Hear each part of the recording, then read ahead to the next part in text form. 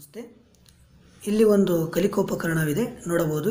ಇದು ಗಡಿಯಾರದ ಒಂದು ಚಿತ್ರವಿದೆ. ಈ ಗಡಿಯಾರದಲ್ಲಿ ಕೆಂಪು ಬಣ್ಣದಲ್ಲಿ ಸಮಯವನ್ನು ನೀಡಲಾಗಿದೆ. ಇಲ್ಲಿ ಅದಕ್ಕೆ ಗಡಿಯಾರಕ್ಕೆ 3 ಮುಳ್ಳುಗಳನ್ನು ಕೂಡ ಮಾಡಲಾಗಿದೆ. ಗಂಟೆಯ ಮುಳ್ಳು, ನಿಮಿಷದ ಮುಳ್ಳು, ಸೆಕೆಂಡಿನ ಮುಳ್ಳು. ಈಗ ಎಷ್ಟು ಗಂಟೆ ಆಗಿದೆ ಅಂದರೆ 1 ಗಂಟೆ. ನಿಮಿಷ ಎಷ್ಟಾಗಿದೆ ಅಂದರೆ ಆ ನಿಮಿಷದ ಕೂಡ ಇಲ್ಲಿ ನೋಡಬಹುದು ನಾವು. 1 ಗಂಟೆ 45 ನಿಮಿಷ. ಈ ನಿಮಿಷವನ್ನು ಕೂಡ ಇಲ್ಲಿ ಬರೆಯಲಾಗಿದೆ. 1 ಗಂಟೆ 45 ನಿಮಿಷ 20 ಸೆಕೆಂಡ್. ಈ ರೀತಿ ಸಮಯವನ್ನು ತಿಳಿಸಲು ಈ ಒಂದು ಕಲಿಕೋಪಕರಣ ಸಹಾಯವಾಗಿದೆ. ಈಗ ಇಲ್ಲಿ 4ನೇ ತರಗತಿ ಮತ್ತು 5ನೇ ತರಗತಿಯಲ್ಲಿ ಹೊಸದೊಂದು ಪರಿಕಲ್ಪನೆ ಬರುತ್ತದೆ. ಅದು 12 ಗಂಟೆಯ ಸಮಯವನ್ನು 24 ಗಂಟೆಗೆ ಬದಲಾಯಿಸುವುದು, 24 ಗಂಟೆಯ ಸಮಯವನ್ನು 12 ಗಂಟೆಗೆ ಪರಿವರ್ತಿಸುವುದು. ಅದಕ್ಕೋಸ್ಕರ ಈ ಒಂದು ಕಲಿಕೋಪಕರಣ ಮಾಡಲಾಗಿದೆ. ಇಲ್ಲಿ ನೋಡಬಹುದು 1 ಗಂಟೆ, 2 ಗಂಟೆ, 3, 4, 5, 6 ಗಂಟೆ, 7 ಗಂಟೆ, 8 ಗಂಟೆ, 9 ಗಂಟೆ, 10 ಗಂಟೆ, 11 ಗಂಟೆ, 12 ಗಂಟೆ. ಈ ಒಂದು ದಿನದಲ್ಲಿ 24 ಗಂಟೆಯನ್ನು 2 ಭಾಗ ಮಾಡಲಾಗಿದೆ. ಅದರಲ್ಲಿ ಗಡಿಯಾರವನ್ನು 2 ಸಮಭಾಗ ಮಾಡಲಾಗಿದೆ. ಇಲ್ಲಿ 12 ಗಂಟೆಯನ್ನು ಈಗ ಇದನ್ನು ಪೂರ್ವಾಹ್ನವೆಂದು ತಿಳಿಸಬಹುದು.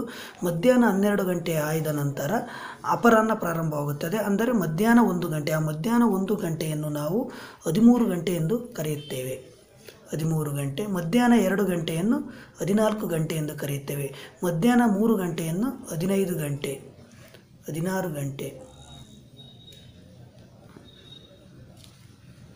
17 ಗಂಟೆ, 18 ಗಂಟೆ, 19 ಗಂಟೆ, 20 ಗಂಟೆ, 21 ಗಂಟೆ, 22 ಗಂಟೆ, 23 ಗಂಟೆ. ಈಗ ಇಲ್ಲಿ ನೋಡಬಹುದು 24 ಗಂಟೆ. ಮಧ್ಯರಾತ್ರಿ 24 ಗಂಟೆ ಎಂದರೆ ಇಲ್ಲಿಗೆ ಒಂದು ದಿನ ಮುಗಿಯಿತು ಎಂದು ತಿಳಿಸಬಹುದಾಗಿದೆ.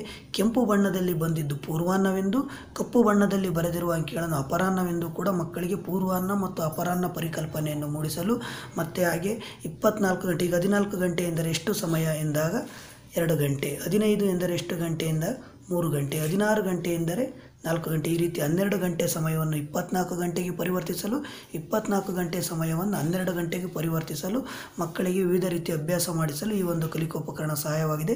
ಇದರಲ್ಲಿ ಪೂರ್ವಾಹ್ನ ಮತ್ತು ಅಪರಾಹ್ನದ ಕಲ್ಪನೆಯನ್ನು ಕೂಡ ಮೂಡಿಸಬಹುದು. ಈಗ ಇಲ್ಲಿ ನೋಡಬಹುದು 22 ಗಂಟೆ ಎಂದಾಗ ಮಕ್ಕಳಿಗೆ ನಿಮಿಷ ಹೇಳಲು ಕಷ್ಟವಾಗಬಹುದು ಎಂಬ ಕಾರಣಕ್ಕೋಸ್ಕರವೇ ಇಲ್ಲಿ ನಿಮಿಷಗಳನ್ನು ಕೂಡ ಬರೆಯಲಾಗಿದೆ. ಇಲ್ಲಿ ಉದಾಹರಣೆಗೆ